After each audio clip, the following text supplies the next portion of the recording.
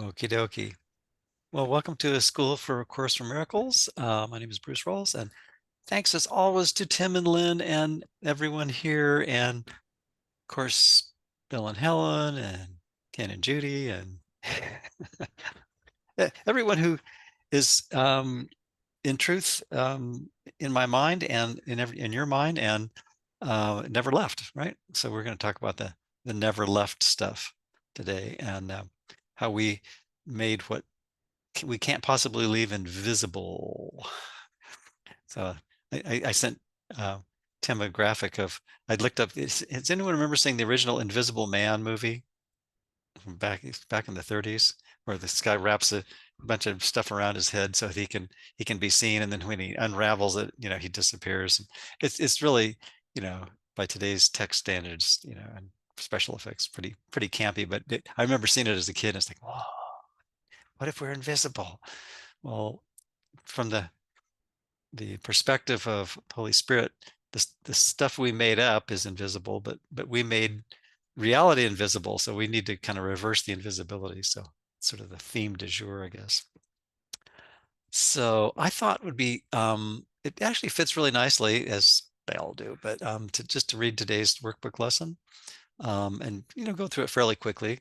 It's not a super long one, but I think it all ties in very nicely. And in last night's session, Tim reminded me what a great lesson this is, and it's really like the third step of forgiveness.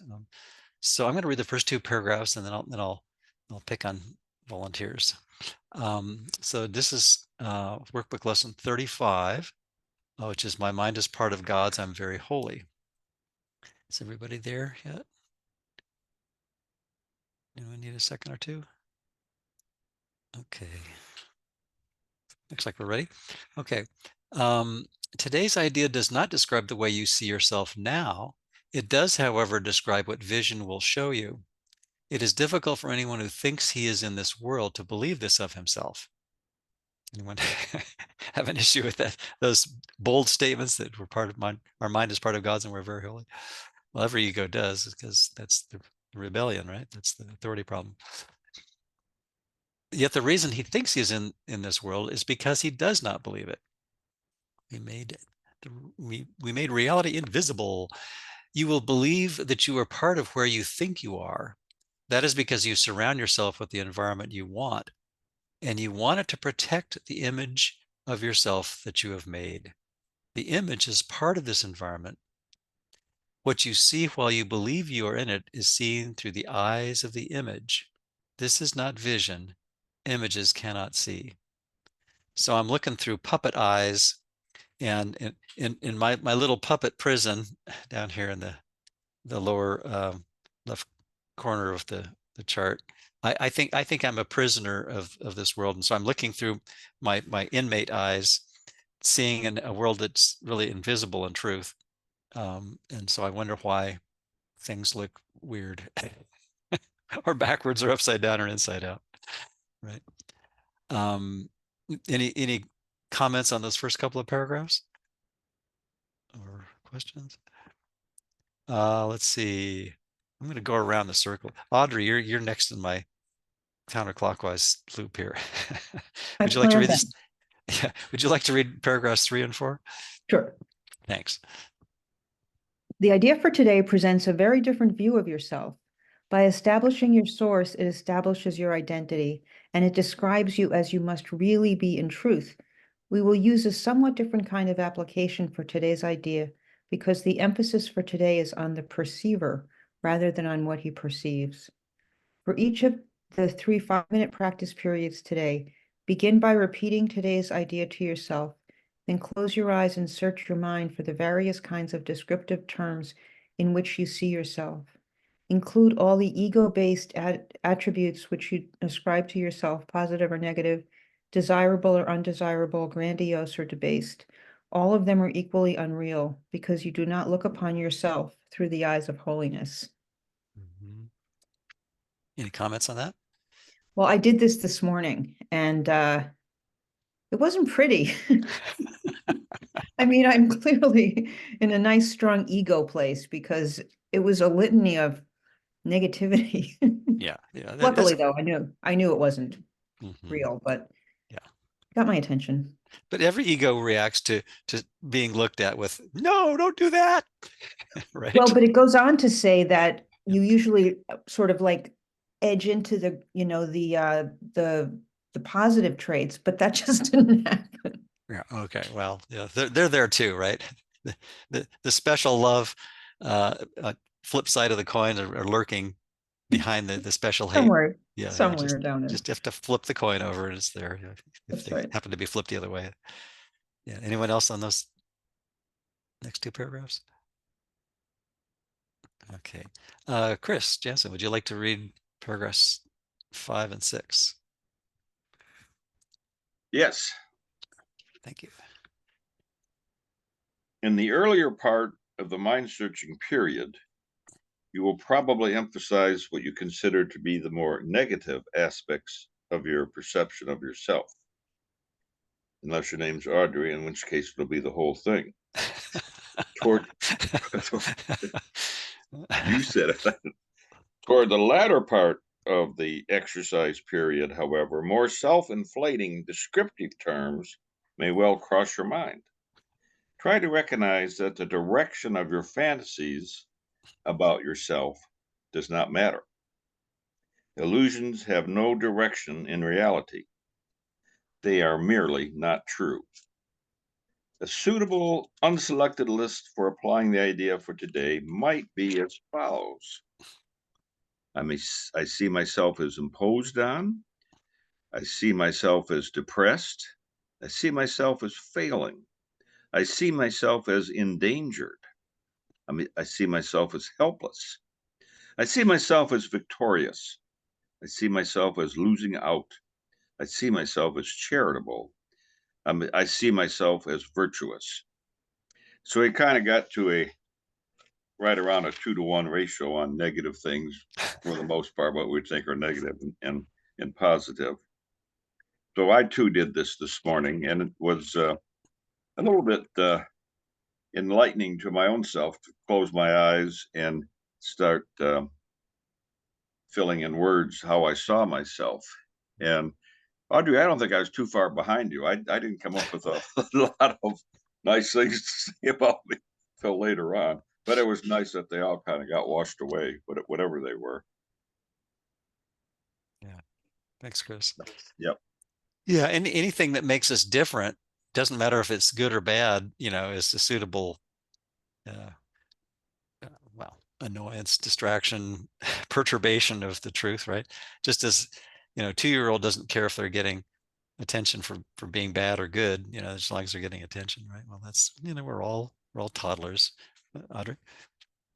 Yeah, I would just say that there are mornings I could have done this and had the opposite, and it would have been equally untrue. Yeah, exactly. So Yeah, but the overall feeling either way is I'm separate.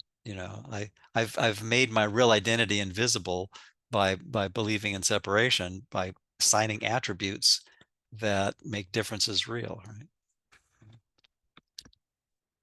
right? My Yeah, and I want to add to that. I'm separate, but I'm unique.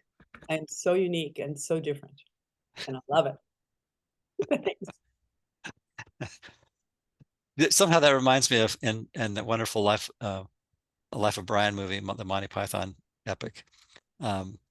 There's Brian finds himself with this throng following him, thinking that he's the next Messiah, something like that. Anyway, and he goes out to the balcony to kind of get a little morning sun, and it looks down and yikes! So there's this multitude still waiting for him. The crack of dawn, and they're waiting on his every word, and says, tell us, the truth, oh great Messiah or whatever, and show us the way, and he thinks for a moment, says, we're all individuals, we have to think for ourselves, and when he says we're all individuals, there's one little voice in the multitude that says, I'm not. Which to me is sort of like a funny oxymoron, because that guy's made himself different by claiming to not be different, but anyway, that's the absurdity of this world, right? Anyway. I love that one little little bit that they added there. I'm not. Anyway. So any more on? I better finish the sentence, or you think I'm addressing morons. If there's any more on those paragraphs. Yeah. No, okay. Who'd like to read paragraph 7? Let's see. How about David Delaplane? I'm going around a counterclockwise circle just to be contrary and to invert the inversion. Paragraph 7. Please. You should not think of these terms in an abstract way. They will occur to you as various situations, personalities, and events in which figure cross your mind.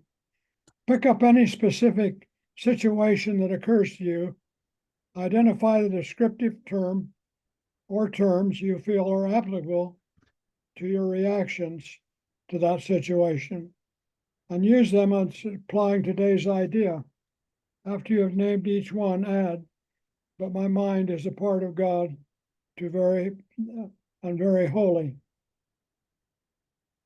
So just telling us to take a look at what we think is the world and what we think we see out there, and identify it with descriptive terms, but realize that's an illusion, because my mind is part of God's. I'm very holy. Yeah, and each specific that we would apply that makes differences seem real, there's always, if we're looking carefully, there's an associated discomfort there. There's basically a nostalgia for the peace that's behind that investment and that attachment, right? Yeah, so true. Yeah. Thank you. Tim, would you like to read paragraphs 8 and 9? If you're there. And if not, I'll go to Jim, because it rhymes. Jim, would you like to read paragraphs 8 and 9? Paragraphs 8 and 9, sure. Sure, okay. During the longer practice periods, there will probably be intervals in which nothing specific occurs to you. Do not strain to think up specific things to fill the interval, but merely relax and repeat today's idea slowly until something occurs to you. Although nothing that does occur should be omitted from the exercises, nothing should be dug out with effort. Neither force nor discrimination should be used. As often as possible during the day, pick up a specific attribute or attributes you are ascribing to yourself at the time and apply the idea for today to them, adding the idea in the form stated above to each of them. If nothing particular occurs to you, merely repeat the idea to yourself with closed eyes.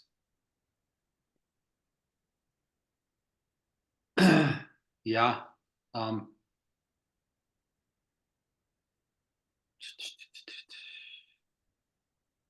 Practice.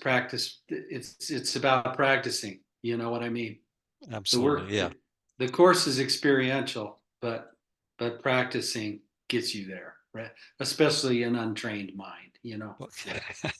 We're all in the same remedial class, aren't we? Right. Yeah. Yeah. And that's such an important point, Jim. Yeah. That practice. I, a couple of days ago, I thought, I'm going to make this Groundhog Year. Why not? Why limit it to just a day? Just take Bill Murray's example in that wonderful movie and just practice over and over the course's forgiveness. And then with each little forgiveness, I'm making the Holy Spirit's version of my real identity less invisible. I'm making it more visible by seeing the peace that's there, right? So if I just look at all the attributes that I made up, whether I think of them as good or bad, that make me different, make me separate, make me special, and just say, is that true? Thank you, Brian, Katie. Is that really true? How do I know that that's true? well, maybe it's not true. Maybe all these attributes like imposed upon, depressed, failing, endangered, helpless, victorious, losing out, charitable, virtuous, and the countless others we could add. What if they're just made up? But because our minds are so powerful, we've made our reality invisible, even though it has never left us. We're just dreaming of exile here. Yeah. Did you have a comment, Myra? You look like you're about to say something. Yeah, you felt that good. I was thinking of that one little joke that Ken Wapnick said. I've mentioned it before, but it's so appropriate. That a young man is walking down the streets of New York City carrying a violin, and he asks a passerby, "Oh, can you please tell me, how do I get to Carnegie Hall?" And the passerby says, "Practice, practice, practice." Ken's joke. Yeah. Yeah, I love that one. That's really good, isn't it? But that's it. I mean, we just have to notice when we're not at peace each moment, and it's not about changing the behavior, which will follow, sooner or later, ultimately. But just the initial part of it is just, and we're all pretty much in the initial part of it, I think, for the most part, is just say, okay, I just need to notice when I'm not peaceful, and I'm making the truth about my real identity, that my mind is part of God's and I'm very holy, I'm making that invisible. I'm blocking it out. It's truly invisible. I've just made it that way in my mind by shutting it off. Yeah. And like I say, it's just, you and Jim are both saying, Mara, it's so much practice. But then it becomes actually more fun when we can catch it and say, oh, there I was trying to make some specialness thing important, and then just kind of gently smile at it and just say, but I'd rather be peaceful. Yeah. Marissa. Hi, everyone. Yeah, just kind of came to mind how, being victorious and being depressed are both a triumph over God, because we're feeling something that he didn't give us, that we put there, and they're equally the same. Whether we have a great day, whether we have an awful day, they're equally the same because they're here. And if the ego doesn't have a problem, it's in terror. So it has to find its safety is in problems, or even in a victory or winning a game or something, or an argument. Its safety is there. And they're both, like you said, they're both the different sides of the same coin, exactly the same coin. And it just kind of popped out to me, the victorious and the depression, how he's telling us they're the same. They're really the same. They're just two different feelings. One's you're feeling more inferior than everyone else, and the other one you're feeling more superior, and both are a triumph over God. Yeah. Which brings the guilt, up. Exactly. Yeah. Any difference, any special attribute becomes a way to shut the peace out, shut the perfection, and shut each other out. One comment that what you just shared reminded me of, Marissa, is I remember watching the news back when the Berlin Wall came down, and some of the political commentators were saying, oh gee, now that the Cold War is over, now we need to turn the nation's focus on the internal enemies rather than the external. I was thinking, well, there's the outer and inner shield of oblivion, right? But in a sense, that's kind of what we're doing when we practice lessons 5 and 34. Is just but if we do it with Holy Spirit, we'll actually succeed in discovering there's no enemy, but there's no external or internal enemy. But we need that help to see that. Yeah. Chris. I think Maya had her hand up. Yes, I think. Yeah. Well, go ahead, Maya. Oh, thanks. Yeah, I wanted to tag on to what Marissa just said, which is that when I notice that I've had from the ego's point of view, an extraordinary day, like some blissful thing, or where I feel really much more relaxed than usual, that what follows is the awareness of its changeability, and it's very fleeting. And so I can find myself actually tearing up because I know it's not going to last. So that's another way that the really positive can just slide down into that, you know, the fear of the ephemeral. It's not going, knowing that it's bogus, basically. Thanks. Thank you. Yeah, I got to take that sunset picture quick because it's going to change in a few seconds. You know, nothing wrong with enjoying each moment, but if I make it special, it's like, oh well, and I'm denying what's possible in the present moment as an opportunity to be peaceful, which is never about what's coming at me; it's what's coming from me. You know, and Jim, did you have something? Who had their hand up? Was there someone else? Oh, Chris. Oh, you moved on my screen. That's why. Yeah. Well, you know, when I put my electronic hand up, I go to the upper left, and then after a while, it disappears, it's like, and I where did he go? Where did he go? back home. He But I became have invisible. a feeling this victorious and depressed. 1 week ago, I was sitting watching the Lions play, and in the first half, the game was over, basically. They get a huge lead, and I'm talking to my brother in Florida, and they're showing pictures of Comerica Park, Ford Field, where Detroit plays. It wasn't a home game, but people paid $20 just to gather together and watch the game on the big screen. And everybody's going nuts. You know, talk about feeling victorious, especially after 30 or 50 years or whatever it was. I mean, we were just like, all right. And maybe 30 minutes later, in an 8-minute span, we gave up our 17-point lead. We refused to, everything went south. And so I knew depression right after that. I saw it coming in the second half. It was just like, and I could just, and I was talking to my brother, gee, don't you wish we were in Ford Field right now? Just getting that feeling of all these people so happy, being so victorious. And then, just a little bit later, they didn't take a picture of people leaving the stadium, but I bet it was pretty quiet. And I'm kind of glad that I could, somewhat rise above the battlefield and look at that philosophically. And there's a big controversy about our coach because he won't kick field goals, and that would have helped a lot. But anyway, it doesn't really matter. Victorious or depressed, just flip sides of the same coin. But it still hurts a little bit when I see commercials about Las Vegas, because that's where the Super Bowl is going to be. And you see all these pictures of the San Francisco players that should have been Detroit. So I think it's a process, right? I'm getting there. It's one of those stages of grief, right? That Elizabeth Kubler-Ross talked about. Yeah. Exactly. Abe, thanks, Chris. Yeah, I just wanted to tell Chris that as a San Francisco 49ers fan, I have the inverse order of victorious and depressed. I was depressed in the first half, and then late in the second half, the feeling of victory came in. What I wanted to say about doing today's exercise, that, you know, when I was doing it this morning,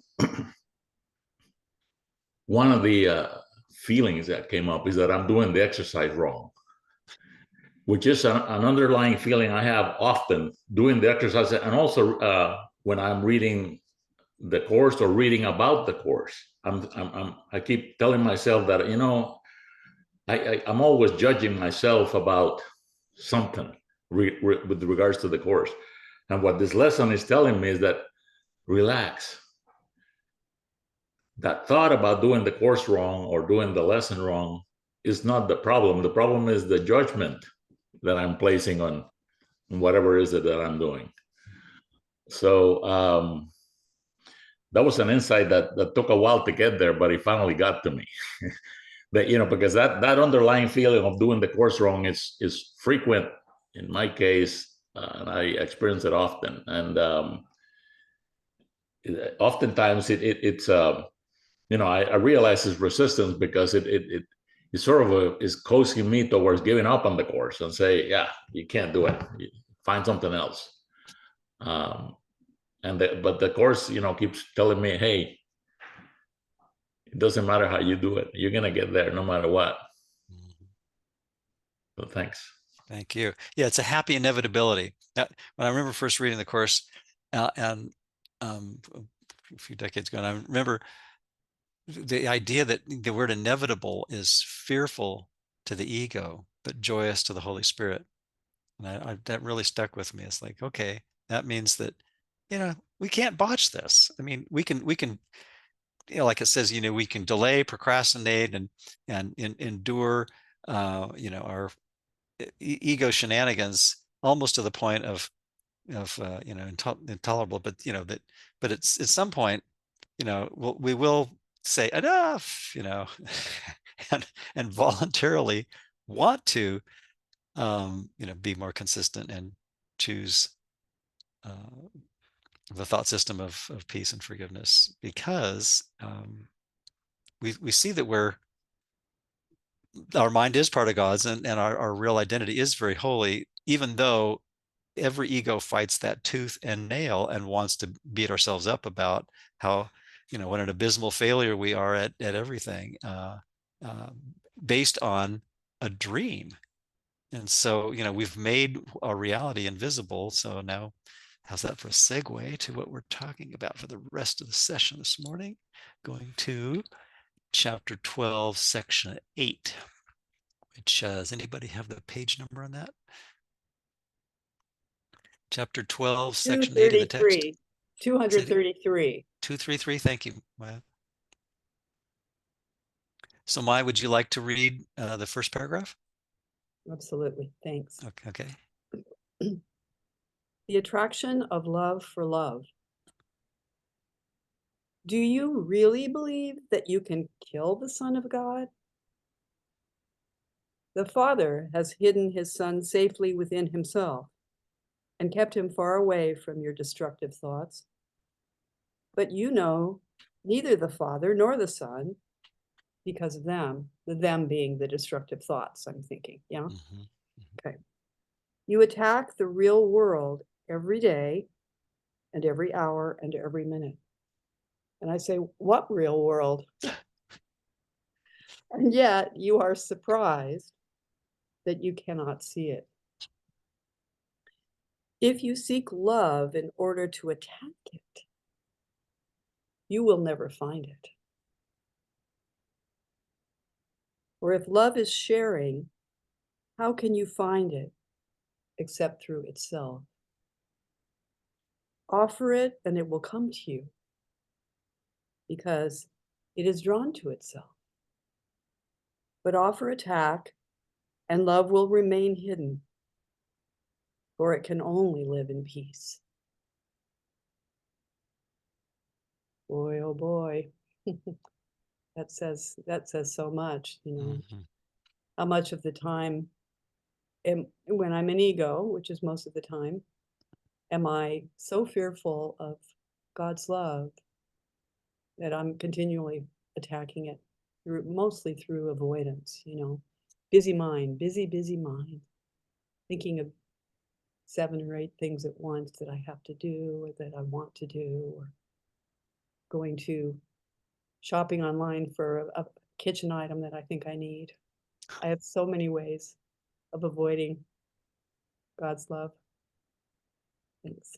Thank you. And isn't it also true that we can do our online shopping and all the other mundane things that we do throughout the day with a little bit more mindfulness every day? Just kind of like, if I can just remember to not take it seriously, and still do all the things I would do anyway, make health appointments, go grocery shopping, brush my teeth, make the bed, prune the bushes, et cetera, all the gazillion things. I mean, each of us has our own list of probably dozens or hundreds of things that we think what we'd like to do in any given day, or, all the different possibilities of which many conflict, as those workbook lessons point out. And we wonder why we're confused. But our real identity, like it says in that second line, the Father has hidden his Son safely within himself and kept him away from your destructive thoughts, right? Well, the destructive thoughts haven't really destroyed anything. No real identities have been harmed in the making of this movie, right?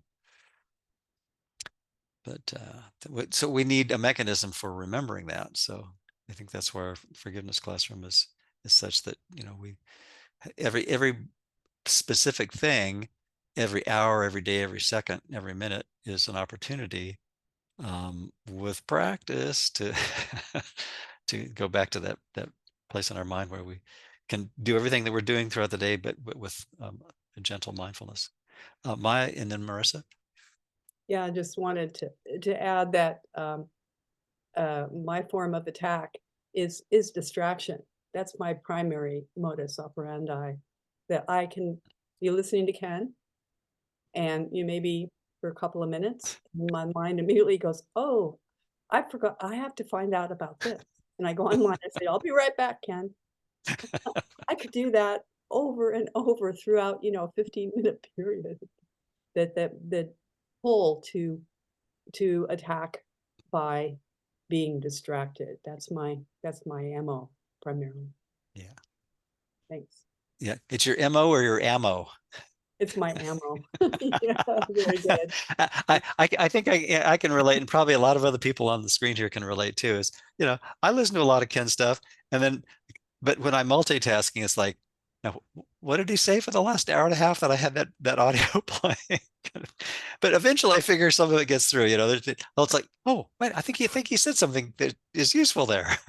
I'll go back to that. Okay, Marissa.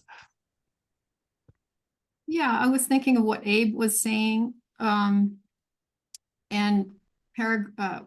sentence 3, you attack the real world every day and every hour and every minute, yet you are surprised you cannot see it. So that's the forgiven world.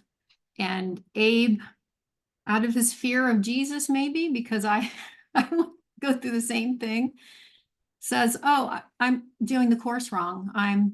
I suck at it. I'm awful. And so those are your destructive thoughts telling you, you know, and keeping you away from the forgiven world. It was, yeah, just kind of stood out to me. Sentence 3. Thanks. Thanks, Marissa. Abe? Yeah, I wanted to go back to sentence 2, Bruce, that you highlighted earlier. You know, we talked often about the double shield of oblivion, which is protecting really the ego thought system. And here is offering the counterpart. You know, the Father has hidden his Son safely within himself. So is the shield the infinity shield? I guess I would say it, or something like that. Yeah. That, you know, so we're safely within the Father, even though we're not aware of it. And there's no way that we can screw this up. That's what I really like about this sentence, that even though I suck at doing the course and suck at a lot of spiritual things, this guarantee just, you know, keeps me hopeful. Thanks. But Thank you you. You don't really, Abe. It's that you're doing it well that scares the ego Yes. completely Yes. out of it into terror. Yeah. Yeah. Good The points. opposite. Excellent points. Thank you both. Yeah. Yeah. We really are actually making progress, and the ego's rather upset with that. That's when it goes from suspiciousness to viciousness, and you know, lambasts us with all these, you know, self-accusing things. You know, how dare you think that you can learn the course? You know, what course? and like Abe was saying, we both thought systems have the shield, right? You know, but the Holy Spirit needs no defense, because there's nothing to be threatened in reality and nothing to be threatened in truth. Yeah, that's the good news. Bruce? I just, excuse me for being late. I'd like to know what page we're on. We're just starting the attraction of love for love, which is in chapter 12, section 8. Okay. Yeah, 332 was it? Yeah. I was going to read Ken. 33. 233. Oh, 233. Okay, just my dyslexia. Okay, yeah. Okay. I was going to. I looked through the journey through the text, and Ken didn't say a lot about this section, but he did mention it in a couple, 2 or 3 paragraphs. So that first couple of sentences in this paragraph, Ken says, this imagery is a poetic rendering of the memory of who we are as God's true Son, held in safekeeping in our dreaming minds by the Holy Spirit.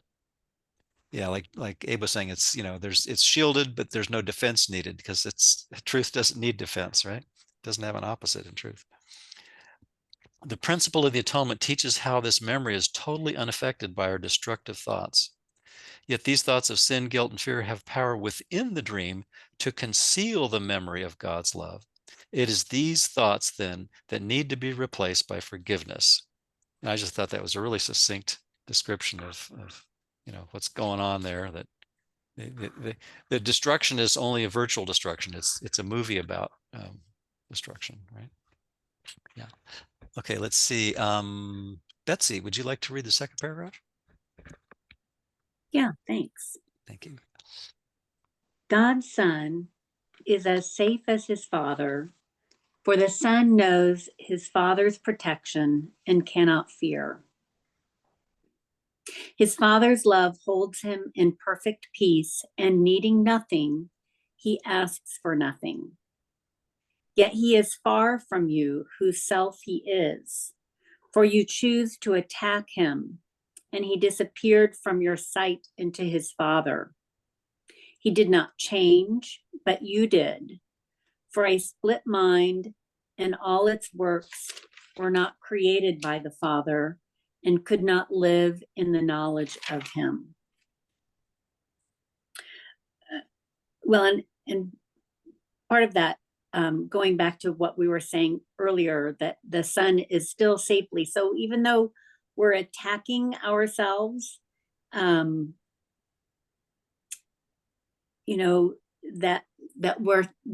that safety does not change. Yeah. That's a good thing, huh? The safety is inviolate. It's invincible, uncorruptible, undisturbable, unchangeable. Yeah, as is our real nature, which we think we've forgotten. We think we trashed it. We think we threw away perfect oneness, perfect innocence, and perfect peace. But didn't happen. That paragraph reminds me of how Ken emphasizes the 4 splits. I'll get to you in a moment, just Susie. I just want to talk about the 4 splits for a second. The first 2 splits being, the tiny mad idea of separation, where we can take perfect oneness. And this is, I think that the first 2 splits are kind of outside our everyday awareness. The tiny mad idea, that meaning that consciousness could actually conceive of something that's not perfect oneness. And the second one being the mind, the split mind now splits again into the ego and the Holy Spirit. And for the most part, we don't spend much time looking at the position of the switch in that little blue dot, right? So but the other 2 splits, the third and the fourth one, are kind of like the outer and inner shield of oblivion, where the third split meaning, okay, now I've decided, since I see that there's a choice between Holy Spirit and ego, I think I'll go with the ego. And so we cordon off the Holy Spirit's whole thought system. Is now I don't want to go there, and that remains safely tucked away in the blue dot, where we set the ego as the default position of the decision maker switch. And now, because the sin, guilt, fear is so intolerable, and we don't want to look at that, as evidenced by, like, Abe's typical for all of us example of oh, I'm doing it wrong. And we're all on that boat. When we start practicing the course, and it launches its counterattack, it's like, okay, I need to get out of that sin, guilt, and fear thought system as fast as I can. So hence the 4th split. I got to make a world and project constantly, every minute, every day, every hour, every minute, every second, really, and every picosecond. Probably finer than that if the Planck time constant gets in there, which I suspect maybe that's where it is, within the dream of the space-time physics stuff. But if we're if we're wanting to get back to the peace, we have to undo those splits. And the Course really, I think, is solidly emphasizing those last two, which is I need to just look at my projections, like lesson 5 suggests, bring them back in. And Tim's wonderful most recent chart about the 3 steps of forgiveness, and it's like, you know, the guilt's not out there, the guilt's not in here, and in fact the guilt's nowhere, you know. So that's how we do those, undo those bottom 2 splits. And then once we're locked on to Holy Spirit's curriculum, you know, then we're essentially home free. And we already are in truth, but we're still practicing for the most part, most of the time, just being mindful of when we're making Holy Spirit invisible, right? And Ken's material goes into a great deal on that. I haven't really studied it in depth, but I think it's helpful to remember that, you know, we're so far down the rabbit hole for the most part. That's why the Course refers to us as, you know, toddlers and infants, because speaking for myself, I don't know about anyone else here, but you know, I think if you can honestly say, yeah, I spend most of my time I've got my dream repair technician hat on. I'm trying to fix the dream most of the time. And then I have these little, oh yeah, little smiley moments where I just like, oh yeah, there I go again, trying to repair the dream. And nothing wrong with that, but it's just not going to make me happy. It's not the peace of God. Did someone have a hand raise? Oh, Marissa, thank you.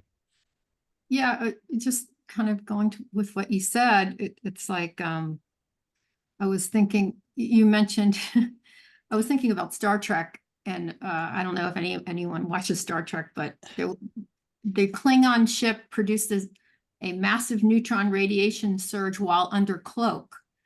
And this goes to what we just read, that he keeps us hidden. The Father has hidden his Son safely within himself, but we can still access the power of the mind, you know, under cloak. And this goes to what Abe said. Abe was saying, like, the infinity, what did you call it? It was like an infinity shield. Shield, yes, Yeah, absolutely. I love that. It's great. Yeah. And I had another thought, but it just left me, so. Yeah, I like that. That the infinite oneness is shielded from attack because there's no opposite. There's no other to attack, right? So that's a pretty good system, pretty foolproof.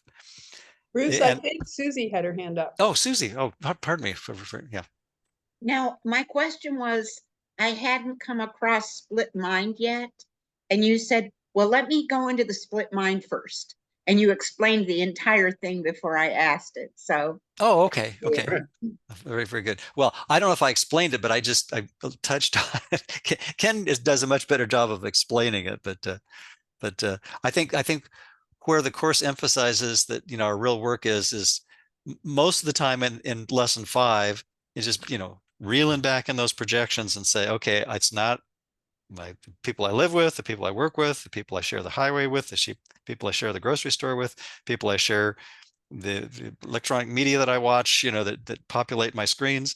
It's never about anyone or anything, you know, animal, mineral, vegetable, whatever, that seems to be out there. It's always in my mind. That's the issue. I figure that's like 90+% of the forgiveness process.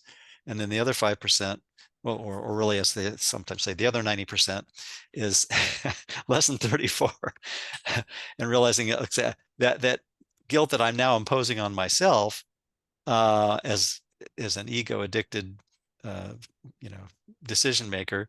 I need to look at that with Holy Spirit to see that there's a real alternative. You know, I could, you know, sit still and not flinch while looking with Holy Spirit, the ego, and say, you know, it's a totally off the chart crazy thought system that I've bought into, but I don't have to buy into it. Yeah, thanks. Is that helpful, Susie? Good. Maya. Yeah, I just wanted to add on to what you just said, Bruce, is that the I, every time Bruce said I, he's talking about the decision maker, which is the only part of the mind that has the ability to choose between right-minded Holy Spirit, you know, helping us to forgive, or wrong-minded egoic, choosing that. So decision maker has defaulted to choosing ego habitually. And so, but the I that we're talking about here is the decision maker. Yeah, thank you, Maya. Thank you very much. Yeah, that's really helpful. And that really is this little blue dot in the chart there that ego does not want anyone to notice. That's why this lower quadrant that I've labeled prison here is the whole body mind world paradigm that really exists, as does the whole ego thought system, that darker bluish quadrant. Those both really exist only in a dream in the decision maker. And when we identify with the personal self, we're saying, I'm this stick figure, and the stick figure has to can't do anything about being its stick figureness. But the decision maker that made it up, now that can do something about it. It can choose against the little amoebic, tiny, pathetically silly construct that we call our individual selves, when we think that we're able to pull off this separation and just say, okay, if that's not true, what if my real identity is very holy? What if I've made invisible the identity that not only I really am, not like, as you're pointing out, not the Bruce character, or even the persona of Bruce or anyone else on the screen, but it's really the identity that we all share in that blue dot, which is not the ego position, but the whole other side there. And that's why I thought I'd make a little chart that talks about, you know, the invisibility, if you will, of the Holy Spirit is just not visible to the ego. And so because the ego, that last, that third split, is really saying, I'm cordoning off, you know, anything that doesn't fit the ego thought system. In fact, I've obliterated, I've blown it up, says ego, you know, and you know, we think in our dream the dust is settled and we've destroyed any way to get back to perfect oneness. But that's a dream. And so from the perspective of the dream, there's no light that can come in from the Holy Spirit side, because you know, it's not even in the vocabulary of the ego, right? So it's like a one-way mirror.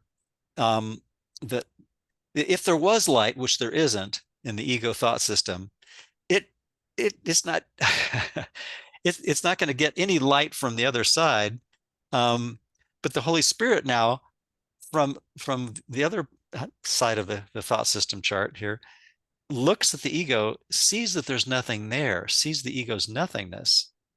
And if there was light to come back, it would see it, but the ego just smiles gently, says, there's nothing there. It's like a one-way mirror. You know, the light, if there was light to get through, it would get through, but the ego, ironically, has blocked it out so that nothing could get through, right? So does that make any sense? Anyway, yeah, Maya. I love that you made your chart, you colored your chart the way you did, Bruce, because to me, the dark blue-gray ego insanity represents, you know, our dark thoughts, our secret vows, and all of that. And as we hand things over in the steps of forgiveness, the light is, you know, we bring that to the light. And so the light blue is just, it's just perfect. And then also from down below in the dream, the prison to the classroom, same thing. Yeah. You know, you've light infused the darkness by bringing that over. Thank you. And it's not an optical or electromagnetic light. It's because that's completely, you know, that's part of the dream, just as the brain is part of the dream, being part of the body, right? But it's really just metaphorically the light that is the light of the innocence, the light of truth, that has nothing to do with any gradations of you know, anything optical whatsoever, right? It's not, because the optical thing is part of the dream. Yeah, Marissa. Oh, you're muted. I just wanted to point out that Tim's picture of Jesus, he's saying there's two choices and two voices. He's holding up his hand there, and split mind, you know. Yeah. Just to add some humor today. Good observation, right? Christina, did you have a comment, or are you just agreeing? Yeah, I was thinking peace, but Yeah. to take the metaphor of your colors a little bit more, you know, I'm not with the dark blue and the dark red and those concepts there of living with the ego is pretty heavy. You know, it's pretty heavy stuff that we kind of have to lug around with us all the time. So as we're turning it over, we feel lighter, you know, so metaphorically we're lighter too. Yeah. It's lightness in both sense of the word, gravitational and relief from the whole guilt, sin, fear, death thought system. Yeah, exactly. Okay. Well, let's see. Susie, would you like to read paragraph 3? Sure. When you made visible what is not true, what is true became invisible to you. Yet it cannot be invisible in itself, for the Holy Spirit sees it with perfect clarity. It is invisible to you because you are looking at something else. Yet it is no more up to you to decide what is visible and what is invisible than it is up to you to decide what reality is. What can be seen is what the Holy Spirit sees. The definition of reality is God's, not yours. He created it, and he knows what it is. You who knew have forgotten, and unless he had given you a way to remember, you would have condemned yourself to oblivion. What? It's not all about me? It's all about our real identity, which is all-inclusive and eternally shared oneness of innocence, right? That we're mostly oblivious to, right? I mean, we get little glimpses of it, and really shadows or reflections of, or whatever you want to call it. But what you just read really, I think, reminds us that, you know, when we realize how clueless we are about what reality is and how we've made reality invisible and condemned it in our minds to oblivion, it's like, not to worry, you know, Holy Spirit safeguarded it, like the first part of this section reminds us. It's like it's safe at home. We're safe at home, dreaming of exile. Not to worry, right? Any other thoughts on that one? Even though, but that's why we need to trust, right? Because on our own, we're like blindfolded in a cavern with lots of bottomless pits, wandering around. But you know, but Holy Spirit has the infinite rope that keeps reeling us back out, no matter how far we fall in a padded suit, so that we don't hurt ourselves. It's our real identity, that is. Our bodies, yeah, they come and go, but our real identity is God proof. You know? Meaning that God has proven that that's what we are. Yeah. Okay, let's see. Christina, would you like to read paragraph 4? Yes, thank you. Because of your Father's love, you could never forget him, for no one can forget what God himself placed in his memory. You can deny it, but you cannot lose it. A voice will answer every question you ask, and a vision will correct the perception of everything you see. For what you have made invisible is the only truth, and what you have not heard is the only answer. God would reunite you with yourself and did not abandon you in your distress. You are waiting only for him and do not know it. Yet his memory shines in your mind and cannot be obliterated. It is no more past than future, being forever always. It's just very reassuring. It's just very reassuring for me. Yeah, no worries. Oh, I'm so glad.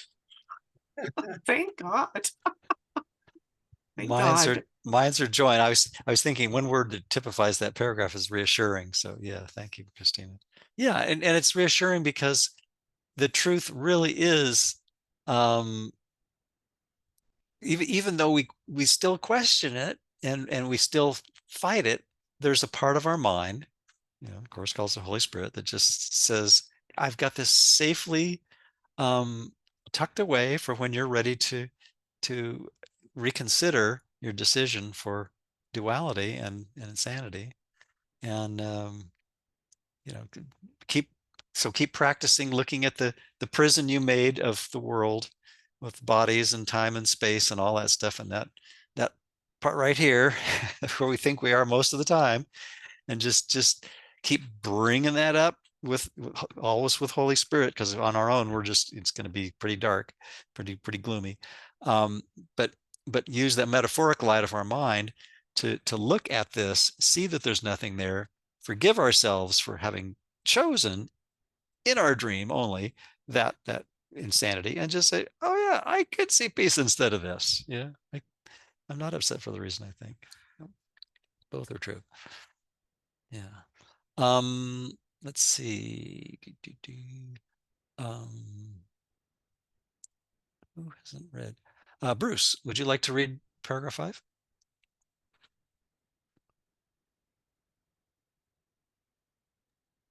Sure, thank you. You have but to ask for this memory, and you will remember. Yet the memory of God cannot shine in a mind that has obliterated and wants to keep it so. For the memory of God can dawn only in a mind that chooses to remember and that has relinquished the insane desire to control reality. You, who cannot even control yourself, oh boy, could hardly aspire to control the universe. But look upon what you have made of it and rejoice that it is not so. Jesus is being very reassuring here. And knowing we're in the rabbit hole and taking our tails and slowly pulling us out in his beautiful way that he does. And I'm happy for that. And he just, there's nothing much to say there, yet the memory of God can shine in a mind that that has obliterated and wants to keep it so, cannot shine. For the memory of God can dawn only in the mind that chooses. So, it's basically whose hand we're going to grab, and realizing that trying to stay out of the cage of our authority problem, and understanding that we live in spirit, and it is there that we are all the same. We are not of a body. We're of the one mind. Thank you, Bruce. Yeah, I like your phrase, the cage of the authority problem. I mean, that sounds like this half of the chart, doesn't it? Yeah. And it also kind of reminds me of that section 10 in the manual about, relinquishment of judgment, that and certainly the last couple of sentences in that paragraph, you who cannot even control yourself should hardly aspire to control the universe. Well, yeah, I mean, the insane desire to control reality. Well, we don't know what reality is, let alone try to control it. So that's pretty presumptuous, pretty arrogant, right? That we think that we know anything and can do anything about truth, or would want to. Yeah. Again, Bruce.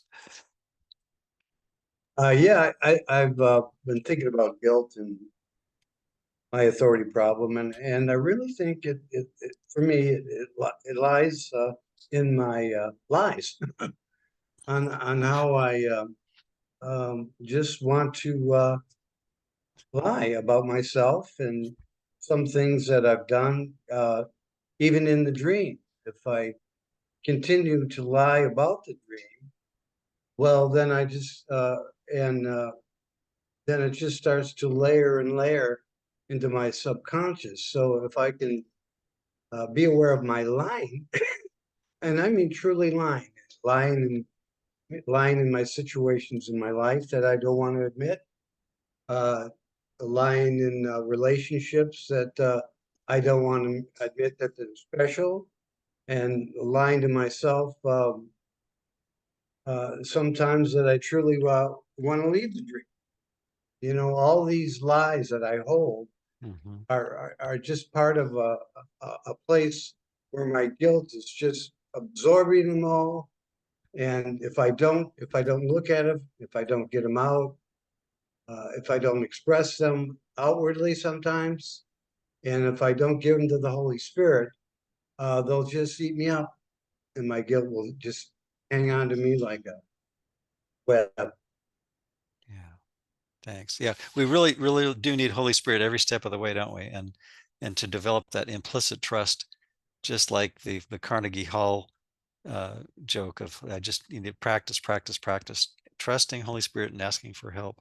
Because this, as you're saying that, the you know, every ego is a pathological liar. So this is like the liar layer, L-A-Y-E-R, and then we project it onto the liar lair, L-A-I-R, right? So how's that for fun? Maya?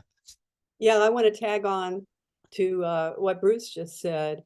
I was listening this morning to Ken's audio workshop called The Quiet Center, which is a wonderful, wonderful audio workshop on specialness. And I wanted to invite everybody who's interested to look at the Shakespeare sonnet, okay? Shakespeare sonnet number 138. And it's only a paragraph long. And so it's not an intimidating read. And it's all about how we lie to ourselves, we lie to others, you know, to try to minimize our pain and maximize our pleasure. And it's a great sonnet, 138. Would you like to read it since it's so short? I would. Thanks. I have to find it, but I can do that quickly, I think. I just found it real quick, Googling it. Yeah. You want to read it? Sure. Okay, great. Sonnet 138. When my love swears that she is made of truth. When my love swears that she is made of truth, I do believe her, though I know she lies, that she might think me some untutored youth, unlearned in the world's false subtleties. Thus vainly thinking that she thinks me young, although she knows my days are past the best. Simply I credit her false-speaking tongue. On both sides thus is simple truth suppressed. But wherefore says she not she is unjust? And wherefore say not I that I am old?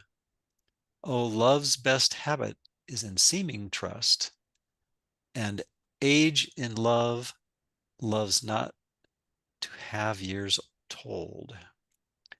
Therefore I lie with her and she with me, and in our faults by lies we flattered be. Well, they're sort of like a expose of special to the max, right? At least it seems like that. There's plenty of that there, but also, you know, the idea of our identification with bodies. You know, just thinking that the prison that we've made of ourselves, the rotting prison, that is what the Course calls, and the other metaphors that are used, like the need machine. You know, there's several others that are pretty insightful. It's like, how could we, you know, like Bruce Brickman was saying, you know, be invested in a lie, which is identifying with what is invisible to truth, and still find peace. You know, there's no way that's going to work, right? Yeah. Thank you, Maya. That's really good. Sonnet 116 is one of my favorites too. In fact, there's a Sally might have been in there when there's a fellow in Ashland who used to recite that in some of our course groups. Anyway, meanwhile, back at the ranch, I think we're on paragraph 6. Let's see, who hasn't read yet? Myra, have you read? I think so. Yeah, would you like to read? Yes, yes, thank you. Thank you. Son of God, be not content with nothing. What is not real cannot be seen and has no value. God could not offer his son what has no value, nor could his son receive it. You were redeemed the instant you thought you had deserted him. That's an important one. Nothing ever happened. Yeah? Okay.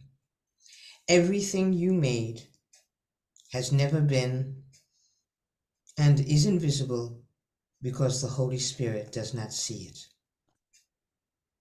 Yet what he does see is yours to behold, and through his vision, your perception is healed. You have made invisible the only truth that this world holds. Valuing nothing, you have sought nothing by making nothing real to you. I think he's trying to tell us something there. By making nothing real to you, you have seen it, but it is not there. And Christ is invisible to you because of what you have made visible to yourself. What a beautiful paragraph. It's Jesus' way of, through his comparison, letting us know that we're dreaming of nothing, that a dream, the characteristic of a dream is that it's not true, it's not real, it's being dreamt up. It's literally imagination. It's really not there. And that one sentence that I reacted to, number 4, you were redeemed the instant you thought you had deserted him. Nothing ever happened.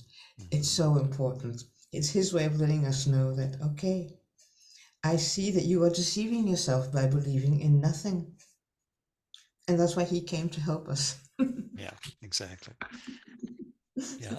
It's a beautiful paragraph, really. It is, isn't it? And the Holy Spirit really is the instantaneous answer to the insanity of the premise that the ego was possible as a thought system. And every also single he says the Holy Spirit does not see what we're seeing. That's also very important to realize there. That one sentence there, everything you made has never been and is invisible because the Holy Spirit does not see it. So the Holy Spirit only sees the truth. Some really wonderful sentences here, yeah. Okay, sorry I disrupted you. Okay. Oh, no, that's exactly what needed to be said. Yeah, and you know, the Holy Spirit really does, you know, protect, not within force, because there's no need for defending what needs no defense, but it protects in our mind the innocence that we thought we trashed. You know, that like Ken Wapnick says, and I think Abe was alluding to, is like, you know, the way to do the workbook perfectly, or to do the entire course perfectly, is to do it imperfectly and forgive yourself, right? And so that's why forgiveness is such an important part of the course. Is I just need to keep forgiving myself for valuing nothing and seeking nothing, like line 8 says, and by making nothing real to me. And I think I see it because our minds are so powerful. I've taken this mechanism that's only in my mind. It's really still just happening in this little blue dot here that I've said, okay, now I'm going to go with this whole insane ego thought system. I'm going to project it down onto the world. And now I think I perceive it. And every second we put the world's special effects studios and the movie making machinery of the world to shame with all the special effects and the choreography and the scene and the set design and the consummate acting that we and everyone engages in. What a movie! What an incredible almost believable movie.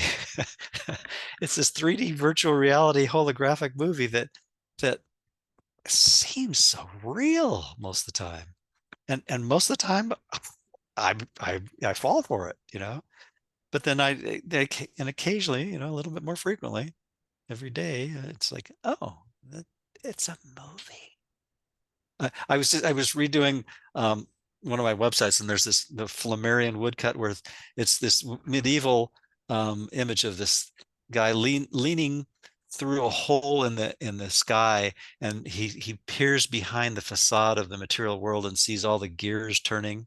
You might have seen it.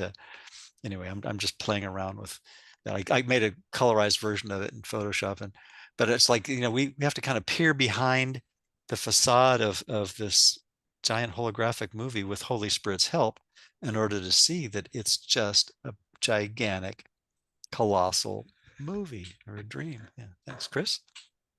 Yeah, so when I think about all you guys on the screen and think that you're not really there, I can't help but get a little bit like, oh man, I wish you were really there. And now to realize, I think I like that better. I'm going to see everybody as a movie. This is part of a movie, and that's a little more. I can live with that, and then your faces won't just disappear until that's going to be okay. But this is a cool movie, I must say. What, Chris, as you're saying that, I'm thinking, well, what if, this is just the what if, and I think the Course suggests that, what if we don't lose anything? What if, what if all the things that we really have enjoyed about each other have never left our minds, our one mind, and we don't, the Course suggests in many places that the only thing we have to sacrifice is the idea of sacrifice.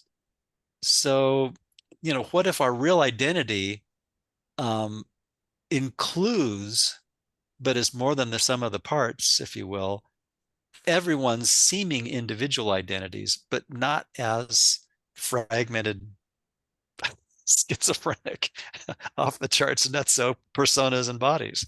I don't think we, I think that's why we need to trust, because right now we're so immersed in the idea that our identities are special and important and yada yada, and the ego blathers on all day long about how we don't want, the fear of missing out, the fear of losing, and yet, what if our reality is safeguarded, as this section in the text reminds us, that there's nothing to compromise, there's nothing to sacrifice, there's nothing to ego's propaganda that says I have to give up something. And it says in numerous places, that, in glad astonishment, we realize, well, I can search for that, but it's, if you look for that phrase in glad astonishment, something like we realize we're giving up nothing.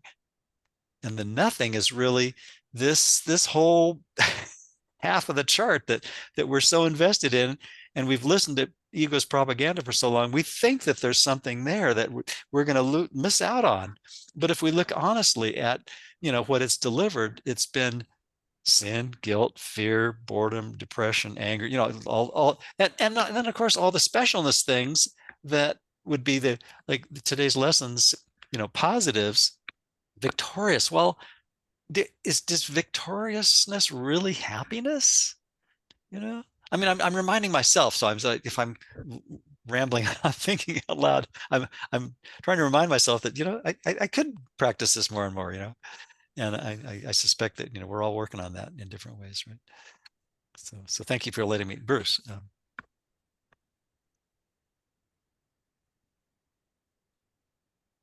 Yeah, that imagination is just part of my lie to cover up the love that I really am, and it's in this imagination that is outside of me that I'm making up, tons and tons of costumes, heterosexual, homosexual, transgender, let alone our anger, depression, all these costumes we keep putting on and taking off, putting on and taking off.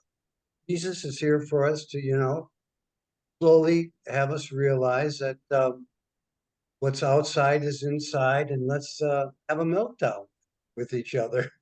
And we can do that with the Holy Spirit and slowly, as he says, melt it away, you know, and close your eyes, go to the Holy Instant and start melting in. It feels good. The gentle melting in. Yeah. Yeah. Thank you. Did you have something, Sally? No. Would you like to read the next paragraph? Oh, right, sure. Okay, thanks. Morning, everybody. I slept in. I haven't washed my face yet. Well, this should wake you up.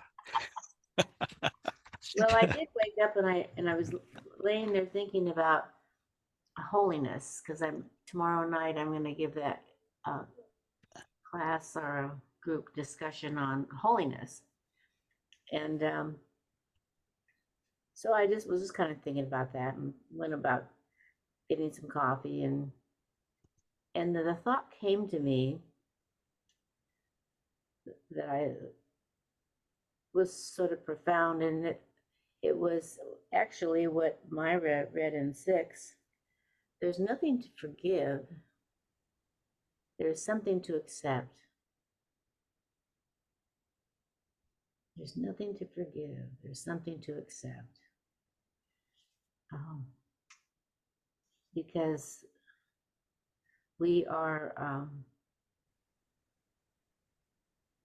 on a path to knowing the truth. And that truth is way beyond what we see with our visual eyes or experience with our bodies. And it's so beautiful that we don't believe we're worth it, perhaps, but we are. And we're here to know that we are totally innocent. So anyhow, that was such a beautiful little message that came through. And then when Myra read that paragraph, I thought, okay, yeah, there we are. We don't have to worry about anything anymore. So let's go. Number 7. Yet it does not matter how much distance you have tried to interpose between your awareness and the truth. God's Son can be seen because his vision is shared. The Holy Spirit looks upon him and sees nothing else in you. What is invisible to you is perfect in his sight and encompasses all of it. He has remembered you because he forgot not the Father. You looked upon the unreal and found despair. Yet by seeking the unreal, what else could you find? All right, you still at it, kiddo? Go figure, huh? The unreal world is a thing of despair, for it can never be. And you who share God's being with him could never be content without reality. What God did not give you has no power over you, and the attraction of love for love remains irresistible. For it is the function of love to unite all things unto itself, and to hold all things together by extending its wholeness. I think that's what keeps us clicking along in this beautiful course, is the attraction of love for love. We know that the love is within us, and we want to get more. Yeah. We want to experience it even more. I think that's it for me. That was just God's Son can can be seen because his vision is shared. What is invisible to you is perfect in his sight. And that's what we're working on is that looking through the eyes of Christ and letting our egos take the back seat. Yeah. Thank you, Sally. Thanks. Yeah.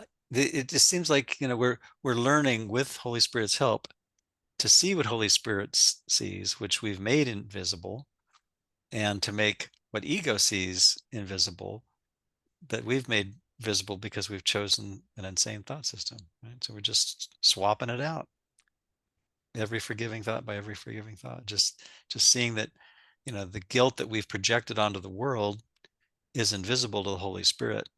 But we need every specific thing because we think it's real, and it's like a program that just keeps running, and unless we stop the software and load a different application or a different operating system, and it's just going to keep on running until we recognize, well, it's like, here's the feedback that I need in order to get back to my right mind. And the feedback is always some kind of, I must have chosen wrongly because I'm not at peace, right? And if I can just use that and be grateful for that feedback, it's like, oh, wow, I just need to stay with that discomfort just long enough to make sure Holy Spirit and I look at it together and see that really nothing happened in truth. And that the innocence, which is a real identity, a real shared identity, has never been compromised. And we all get the whole enchilada. We all get the whole thing. Instead of the ego's partial face of innocence that always leaves guilt out on the world by projection for everyone and everything, and regardless of the degree, is there's someone or something that we're still making the scapegoat. But if we can just kind of bring each of those specific things back into our mind with Holy Spirit and just look at it and say, do I really want to condemn myself by condemning this alleged other? Well, maybe not. And Yeah, when I after I wrote out the message that had come through, there's nothing to forgive, there's something to accept, there's someone to blame. So if we go to, yeah, there's someone to blame, we're back in the ego's camp again. Yeah. Holy Spirit doesn't have a blame thrower, right? Well, pardon? Go ahead. I'm not going to add that. Oh, okay. Alrighty. What do you say, Bruce?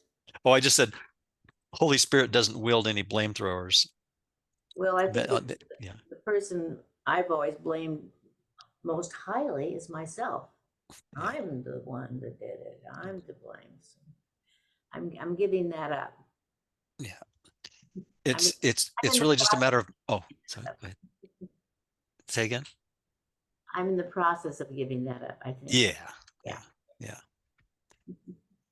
We're all in the same boat here, right? The remedial curriculum of letting go of our guilt reinforcing blame throwing machine that we call ego. Well, Ken did have a little bit to say about the last paragraph. So I'm just going to read the last paragraph and his comments. It's just a couple of paragraphs. The real world was given you by God in loving exchange for the world you made and the world you see. And Ken comments on that first sentence.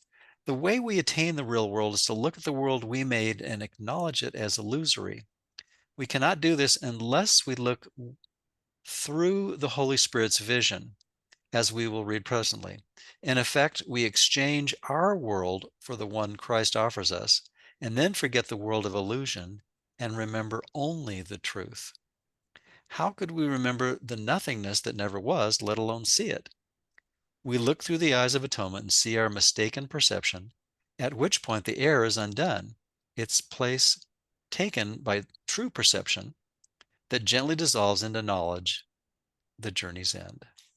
So the true perception is basically what is the result of looking at the specific that we've made our scapegoat, with our 24/7, every day, every minute practice of running that blame thrower, unless we're watching our minds carefully and gently, and vigilantly, and just saying, wow, I don't have to blame the external or the internal world if I listen to the Holy Spirit.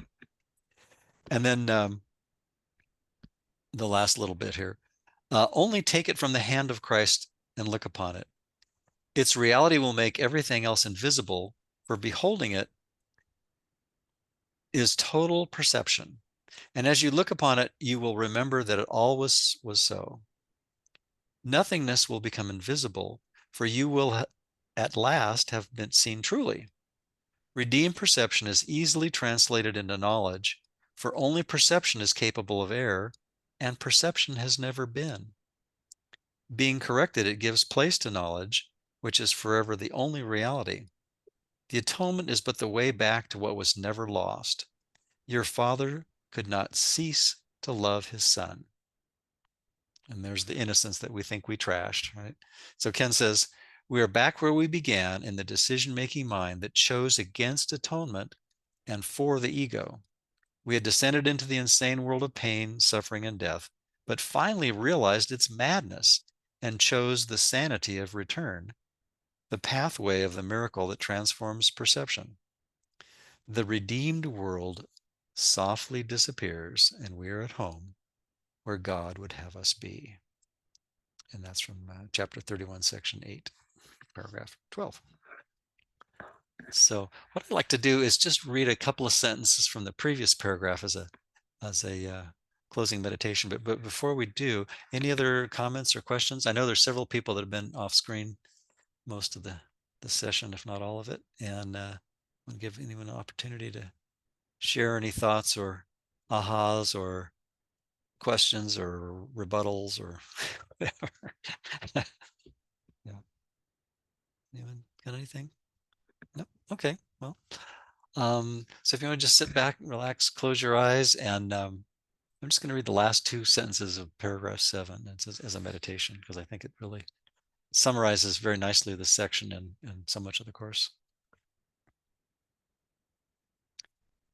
What God did not give you has no power over you, and the attraction of love for love remains irresistible. For it is the function of love to unite all things unto itself, and to hold all things together by extending its wholeness.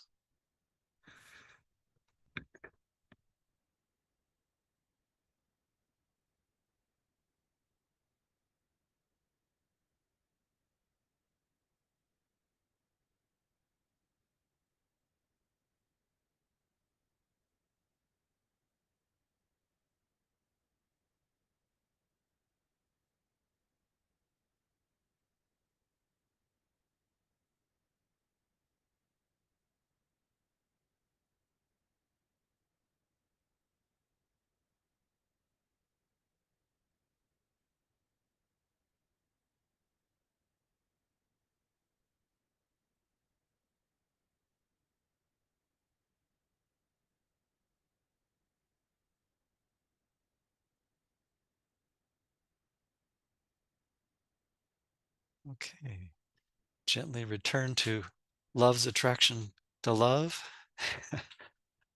I was thinking about how, so often the course is the not know curriculum. And so, our practice so often is denying the denial of truth, right? So if the function of love is to unite all things unto itself, I just need to look at the ego's function of disuniting all things from itself and the projection that the ego tries to do 24/7, and without condemnation, without criticism, just see how silly and forgivable that whole thought system is.